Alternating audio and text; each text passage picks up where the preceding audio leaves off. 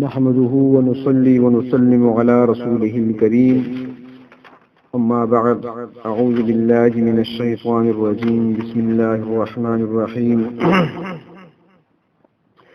وإذا قيل لهم لا تفسدوا في الأرض قالوا إنما نحن مصلحون ألا إنهم هم المفسدون ولكن لا يشعرون وإذا قيل لهم آمنوا كما آمن الناس قالوا أنؤمن كما آمن السفهاء ألا إنهم هم السفهاء ولكن لا يعلمون وإذا لقوا الذين آمنوا قالوا آمنا وإذا خلوا إلى شياطينهم قالوا إنا معكم إنما نحن مستهزئون الله يستهزئ بهم ويمدهم في طغيانهم يعمهون صدق الله مولانا العظيم۔ آج ہمارے سلسلے کا 20واں درس ہے اور سورۃ البقرہ کی آیت نمبر 11، 12، 13 اور 14 آپ کے سامنے تلاوت کی ہے۔ ان آیات میں منافقین کا تذکرہ چل رہا ہے۔ کل کے درس میں عرض کیا تھا جو اس سے پچھلی آیت پڑھی تھی کہ ان کے دلوں میں بیماری ہے اور ان کے مرض کو بڑھا دیا اللہ رب العزت نے اور ان کے لیے دردناک عذاب ہے۔ کفار کے لیے فرمایا تھا کہ ان کے لیے بڑا عذاب ہوگا اور منافقین چونکہ یہ زیادہ سخت جرم ہے تو اس لیے اس کے لیے فرمایا کہ دردناک عذاب ہوگا۔ اس کی وجہ مفسرین کرام یہ فرماتے ہیں کہ کافروں نے تو ایمان کا ذائقہ چکھا ہی نہیں، وہ تو اول و آخر کافر ہی رہے۔ اس کے خلاف اس کے جو منافقین ہیں انہوں نے اگرچہ حق کو قبول دل سے نہیں کیا مگر زبان سے ایمان کا ذائقہ چکھا ہے، اور جو آدمی کسی چیز کا ذائقہ چکھ لیتا ہے اس کا حکم اور ہوتا ہے، لہذا ان کے لیے عذاب علیم مقرر کیا گیا ہے۔ اس کی مثال ایسی ہے کہ بکثرت پھل پیدا کرنے والے علاقے کے لوگ کسی ایسی جگہ جاتے ہیں جہاں ایسے پھل نہیں ہوتے تو انہیں احساس محرومی ہوتا ہے اور بڑی تکلیف پہنچتی ہے۔ بڑا مشہور تاریخی واقعہ ہے کہ احمد شاہ ابدالی نے جب پانی پت کا معرکہ سر کیا تو دلی کے بعض لوگوں نے کہا کہ آپ یہیں ٹھہر جائیں، تو انہوں نے تاریخی جملہ کہا تھا کہ اینجا انار کندھار کجاس، کہ یعنی یہاں پر کندھار کا انار کہاں ہے جو میں یہاں قیام کر لوں۔ وہ کندھاری انار کے ذائقہ سے واقف تھا۔ تو اس لیے جو کفر کرنے والے ہیں، جو کافر ہیں اول تا آخر، انہوں نے تو ذائقہ چکھا ہی نہیں ہے، اور منافقین کیونکہ وہ زبان سے ذائقہ ایمان کا انہوں نے چکھا ہے گو کہ دل میں نہیں اترا، لیکن پھر بھی انہوں نے دل سے اسے قبول نہیں کیا، تو کافروں کی نسبت منافقین کے لیے سزا دگنی ہوگی۔ تو یہاں پر فرمایا ان کی ایک اور بیماری کا ذکر کہ وَإِذَا قِيلَ لَهُمْ لَا تُفْسِدُوا فِي الْأَرْضِ، اور جب ان سے کہا جاتا ہے کہ زمین میں فساد نہ کرو، قَالُوا إِنَّمَا نَحْنُ مُصْلِحُونَ، تو پھر وہ کہتے ہیں بے شک ہم تو اصلاح کرنے والے ہیں۔ الا انہم هم المفسدون ولکن لا یشعرون، فرمایا سنو بے شک یہی لوگ فساد کرنے والے ہیں مگر یہ سمجھتے نہیں ہیں۔ ایک اور خرابی وَإِذَا قِيلَ لَهُمْ آمِنُوا، اور جب ان سے کہا جاتا ہے کہ ایمان لاؤ اس طریقے سے کما آمن الناس، جس طرح دوسرے لوگ ایمان لائے ہیں، قالوا انؤمن، تو پھر وہ کہتے ہیں کیا ہم ایمان اس طرح لائیں، کما آمن السفہاء، جس طرح کہ یہ بیوقوف لوگ ایمان لائے ہیں۔ الا انہم هم السفہاء ولکن لا يعلمون، فرمایا سنو بے شک یہی لوگ بیوقوف ہیں لیکن یہ نہیں جانتے۔ ایک اور خرابی بیان فرمائی وَإِذَا لَقُوا الَّذِينَ آمَنُوا قَالُوا آمَنَّا، کہ جب وہ لوگ ملتے ہیں ایمان والوں سے تو کہتے ہیں کہ ہم بھی ایمان لائے ہیں۔ وَإِذَا خَلَوْا إِلَى شَيَاطِينِهِمْ، اور جب یہ تنہا ہوتے ہیں اپنے شیطانوں یعنی اپنے سرداروں کے پاس، قَالُوا إِنَّا مَعَكُمْ، تو پھر کہتے ہیں کہ ہم تمہارے ساتھ ہیں۔ إِنَّمَا نَحْنُ مُسْتَهْزِئُونَ، بے شک ہم تو ہنسی کرتے ہیں، ہم تو مذاق کرتے ہیں. اللہ یستہزئ بہم، اللہ تعالیٰ ان کے ساتھ مذاق کرتے ہیں. وَيَمُدُّهُمْ، اور ان کو مہلت دیتے ہیں اللہ تعالیٰ. فی طغیانہم، ان کی سرکشی میں. یعمہون، وہ سرگرداں ہو رہے ہیں. منافقین کا تذکرہ چل رہا ہے اور ان کی خرابیوں کا، ان کی بیماریوں کا ذکر چل رہا ہے. تو فرمایا کہ جب ان سے کہا جاتا ہے کہ تم زمین میں فساد نہ پھیلاؤ، تو وہ کہتے ہیں کہ ہم فساد پھیلانے والے کہاں، ہم تو اصلاح کرنے والے. فساد کا لغوی معنی ہے خرابی اور بگاڑ، اور اردو کے مقابلے میں عربی زبان میں فساد کا مفہوم بہت وسیع اور عام ہے، اور ہر چیز کے اپنی حدود سے نکلنے کو عربی زبان میں فساد کہتی ہے. یہاں فساد سے مراد کفر اور گناہ کے کام کرنا ہے، کیونکہ ان کا نتیجہ زمین میں فساد ہی کی صورت میں نکلتا ہے. اس لیے کہ زمین کا امن اللہ تعالیٰ کی اطاعت اور اس کے قوانین اور احکام پر عمل کرنے میں ہے. تو فرمایا کہ وہ زمین میں فساد مچاتی ہیں، کفر و شرک کرتی ہیں، اللہ رب العزت کی احکامات سے منہ موڑتی ہیں، اللہ تبارک و تعالیٰ کی نافرمانی کرتی ہیں، اللہ کے رسول صلی اللہ علیہ وسلم کی بات کو نہیں مانتے، تسلیم نہیں کرتے، تو یہ زمین میں فساد کا ذریعہ ہے. اور جب ان سے کہا جاتا ہے کہ فساد زمین میں نہ پھیلاؤ، تو کہتے ہیں ہم تو اصلاح کرنے والے ہیں. لیکن اللہ تعالیٰ فرماتی ہیں کہ سن لو، یہی لوگ فساد کرنے والے ہیں، یہی زمین میں فساد پھیلانے والے ہیں، لیکن وہ سمجھتے ہی نہیں ہے، انہیں شعور ہی نہیں ہے. کیونکہ جب اللہ کے احکامات کو توڑا جائے گا، اللہ رب العزت کی نافرمانی کی جائے گی، تو زمین میں امن کہاں قائم ہوگا، پھر تو فساد ہی فساد ہوگا. تو ایک اور خرابی بیان فرمائی، وَإِذَا قِيلَ لَهُمْ آمِنُوا، اور جب ان سے کہا جاتا ہے کہ ایمان لاؤ، اور کیسا ایمان، کما آمن الناس، جیسا کہ دوسرے لوگ ایمان لائے ہیں. تو دوسرے لوگ اس وقت کون تھے؟ دوسرے لوگ جو اس وقت تھے وہ صحابہ کرام تھے. تو اللہ تبارک و تعالیٰ نے فرمایا کہ ایمان لاؤ، یعنی عقیدہ مومن کا ایسا ہونا چاہیے جیسا کہ صحابہ کرام کا تھا. تو صحابہ کرام کی پیروی میں ان جیسا ایمان اور ان جیسا عقیدہ اگر ہوگا تو وہ معیار پر پورا اترے گا. اس لیے اسلام میں صحابہ کرام کو ایک مقام اور مرتبہ حاصل ہے، اور صحابہ کرام کو معیار حق قرار دیا اللہ رب العزت نے اس آیت میں، اور آگے دوسری آیات بھی آئیں گی. تو صحابی ہے کون؟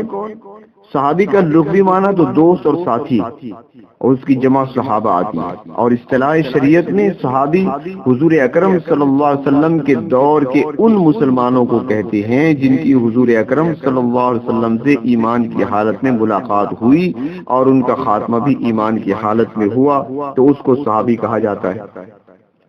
تو صحابہ کرام کو جو مقام اور مرتبہ حاصل ہے وہ بعد میں کسی کو حاصل نہیں ہو سکتا، اور یہ مرتبہ اور یہ مقام یہ محنت سے، مشقت سے، ریاضت سے، عبادت سے نہیں ملتا. یہ جملہ میرا ایک یاد رہنا چاہیے کہ صحابہ کرام جو ہیں، جو مقام ان کو صحابیت کا ملا ہے، یہ بلند مقام ہے. اور حدیث شریف میں آتا ہے، اللہ کے رسول فرماتے ہیں، ان اللہ اختارنی واختار لی اصحابی، اللہ رب العزت نے نبوت اور ختم نبوت کے لیے مجھے چنا، اور پھر میرے لیے میرے اللہ نے میرے صحابہ کو چنا. تو یہ انتخاب خداوندی ہے. اور دوسری بات یہ ہے کہ صحابیت کا جو مقام ہے، جو مرتبہ ہے، یہ اللہ رب العزت کی عطا ہے. دو طریقے ہوتے ہیں ترقی اور کمال کے، ایک کو ارتقاء کہتے ہیں، ایک کو عطا کہتے ہیں. ارتقاء کہتے ہیں مثلا کوئی شخص ڈاکٹر بنتا ہے، کوئی شخص انجینئر بنتا ہے، پہلے اسکول پڑھے گا، ارتقائی عمل ہے، اس کے بعد کالج میں داخلہ لے گا، اس کے بعد مطلوبہ جو اس کا شعبہ ہوگا، مثلا میڈیکل کالج ہے، انجینئرنگ کالج ہے، اس میں داخلہ لے گا، پھر اس شعبے کے اندر وہ کمال حاصل کرے گا. یہ ارتقاء ہے. تو صحابہ کرام کا جو مقام ہے، کیا وہ مقام ان کو نمازوں کی وجہ سے ملا؟ کیا وہ مقام ان کو عبادت کی وجہ سے ملا، کثرت روزوں کی وجہ سے ملا، کثرت سجدوں کی وجہ سے ملا، ذکر کی وجہ سے ملا؟ نہیں۔ اگر ایسا ہوتا تو ارتقاء ہوتا، اور اگر ایسا ہوتا تو جنید بغدادی بھی صحابی ہوتے، اگر ایسا ہو سکتا تو امام اعظم ابو حنیفہ بھی صحابی ہوتے، امام شافعی بھی صحابی ہوتے، لیکن نہیں۔ جو مقام صحابیت ہے یہ ارتقائی عمل نہیں ہے، یہ اللہ رب العزت کی عطا ہے، اور اللہ نے جس کو چاہا یہ مقام عطا فرما دیا، اور سرکار دو عالم صلی اللہ علیہ وسلم کی وفات کے بعد تا قیامت کوئی شخص مقام صحابیت کو حاصل نہیں کر سکتا، اور ان کا مقام اور مرتبہ وہ اتنا بلند ہے، اتنا بلند مقام ہے کہ سرکار دو عالم صلی اللہ علیہ وسلم کی احادیث مبارکہ میں کثرت سے ایسے اقوال ملتے ہیں اور ایسی احادیث ملتی ہیں جن سے صحابہ کرام کے مقام کو بڑے اچھے طریقے سے پہچانا جا سکتا ہے۔ قرآن حکیم نے بھی مختلف مقامات پر صحابہ کرام کے فضائل و مناقب کو مختلف انداز میں بیان فرمایا ہے۔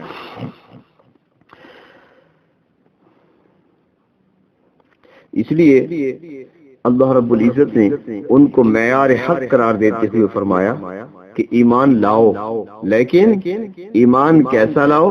ایسا ایمان لاؤ جیسا کہ صحابہ کرام ایمان لا چکے ہیں۔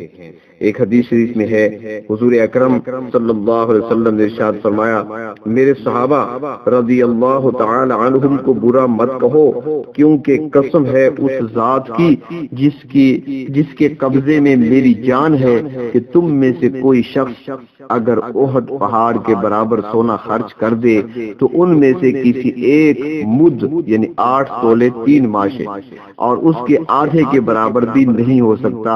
احد پہاڑ کے برابر سونا عام شخص کوئی خرچ کر دے اللہ کے راستے میں، اور صحابی نے 1 مد یعنی کہ جس کا وزن 8 تولے 3 ماشے ہوتا ہے، فرمایا کہ اس نے اگر 1 مد خرچ کیا اللہ کے راستے میں تو 1 مد کا ثواب اور اجر آپ کے احد پہاڑ کے برابر سونا خرچ کرنے سے بھی زیادہ ہے۔ بخاری شریف جلد اول میں اس کو دیکھا جا سکتا ہے۔ اس طرح ایک اور حدیث شریف میں ہے، فضائل صحابہ کے اندر دیکھی جا سکتی ہے۔ آپ نے ارشاد فرمایا کہ جو میرے صحابہ رضی اللہ تعالی عنہم کو برا کہے اس پر اللہ رب العزت، فرشتوں اور تمام لوگوں کی لعنت ہے۔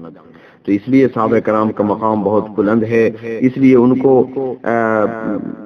معیار حق قرار دیا اور فرمایا کہ ایمان لاؤ، ایسا ایمان لاؤ جس طرح کے صحابہ کرام ایمان لائے ہیں، تو تب تمہارا ایمان قابل قبول ہوگا۔ لیکن منافقین کیا کہتے ہیں اس کے جواب میں؟